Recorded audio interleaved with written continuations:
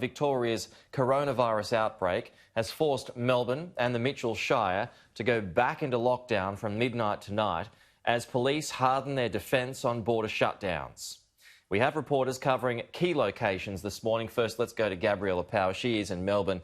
Gab, good morning to you. So stay-at-home orders will be enforced for 6 weeks. That's right, Pete. As the rest of Australia opens up, Melbourne and the Mitchell Shire are shutting down. This is a huge blow to residents and businesses that have been down this road once before. This decision was somewhat expected. We all saw those coronavirus cases increase each day. But what happened yesterday was something we have never seen before in Victoria. 191 cases of coronavirus, most of those cases under investigation. Now, I'll take you through the new rules that will be applying to 5 million Melburnians as of midnight. Everyone must stay home. They can only leave their house for grocery shopping, daily exercise, caregiving, work or study. No visitors are allowed at homes. A maximum of 2 people can gather in groups outside, and Melburnians are not allowed to travel to regional Victoria. This includes those hoping to go to the regions for a bushwalk or to visit a holiday home. But this time, outdoor activities such as golf, fishing, swimming and surfing is allowed. But sadly, thousands of businesses will just have to close once again. Restaurants, cafes, pubs will return to takeaway only. Retail shops and hairdressers can stay open, but beauticians and personal care businesses will have to shut. Now, this second lockdown is expected to cost the Victorian economy $6 billion. When Premier Daniel Andrews made this announcement yesterday, instead of explaining how this was caused by the hotel quarantine debacle, he says we're all in this position because of Victorians' complacency. I'm not here to criticise Victorians. I'm not here to be lecturing Victorians. But I've got to call it out, and I think every Victorian knows at least one other person who perhaps hasn't been following the rules as much as they should have. We have, to a certain extent, allowed our frustration to get the better of us. And Gab, can you take us through what this means for schools?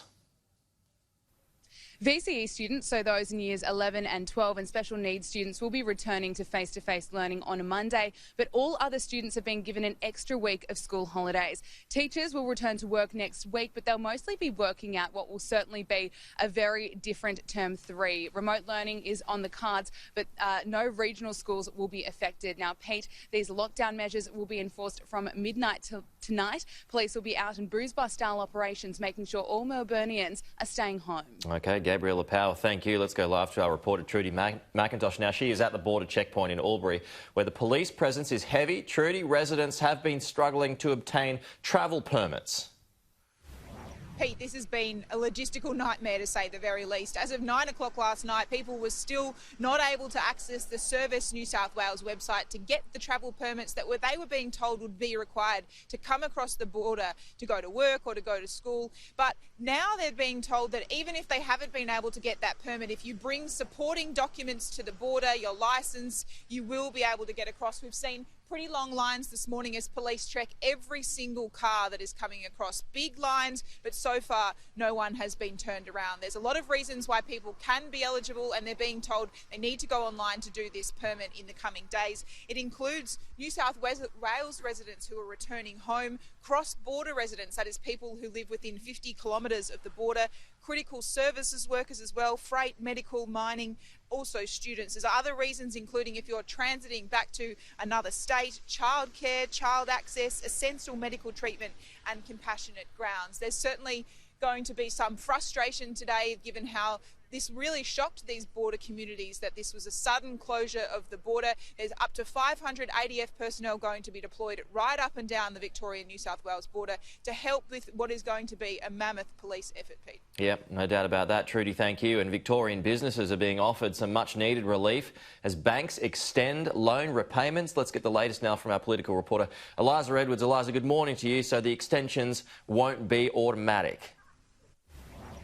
Yeah, Pete, the extensions will only apply to those still struggling with financial hardship due to COVID-19, and they'll be given another 4 months to start repaying their loans. But for those bank customers who can afford to pay back their business loans or mortgages, they'll have to do so when the initial 6-month deferral period expires in September. The Treasurer has welcomed this relief from the banks. He also warns the fresh lockdown in Victoria will cost the economy $1 billion a week. It could also force the the federal government to recalculate its JobKeeper scheme, in particular whether Victorians will need specific help beyond the September cut-off. Pete? And the federal government, Eliza, has made emergency changes to childcare funding to support Victorian families.